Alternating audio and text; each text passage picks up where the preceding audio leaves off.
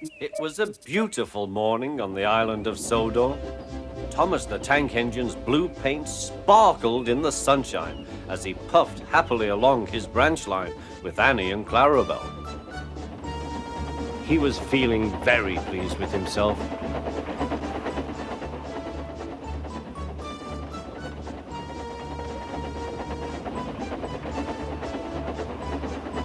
"Hello, Thomas," whistled Percy. "You look splendid."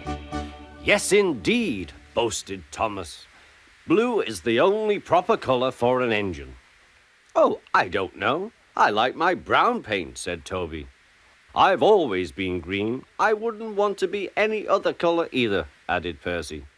Well, anyway, huffed Thomas, "blue is the only color for a really useful engine. Everyone knows that." Percy said no more. He just grinned at Toby. Later, Thomas was resting when Percy arrived. A large hopper was loading his freight cars full of coal. Thomas was still being cheeky. "Careful," he warned. "Watch out with those silly cars." Go on, muttered the cars. "And by the way," went on Thomas, "those buffers don't look very safe to me." The last load poured down. "Help! Help!" cried Thomas. "Get me out!" Percy was worried, but he couldn't help laughing. Thomas's smart blue paint was covered in coal dust from smoke box to bunker. "Ha ha!" chuckled Percy. "You don't look really useful now, Thomas. You look really disgraceful." "I'm not disgraceful," choked Thomas. "You did that on purpose. Get me out."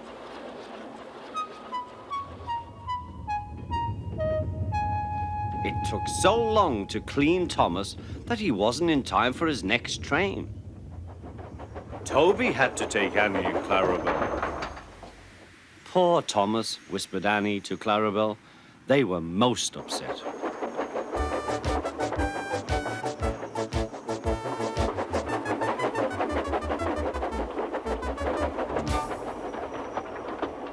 Thomas was grumpy in the shed that night. Toby thought it a great joke, but Percy was cross with Thomas for thinking he had made his paint dirty on purpose. Fancy a really useful blue engine like Thomas becoming a disgrace to Sir Topham Hatt's railway.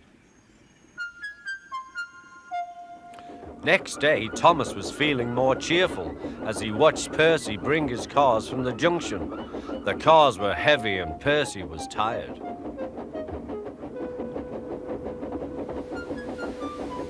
"Have a drink," said his driver, "then you'll feel better." The water column stood at the end of the siding with the unsafe buffers. Suddenly, Percy found that he couldn't stop. The buffers didn't stop him either. "Oh!" wailed Percy. "Help!" The buffers were broken and Percy was wheel deep in coal. It was time for Thomas to leave. He had seen everything. "Now Percy has learned his lesson too," he chuckled to himself.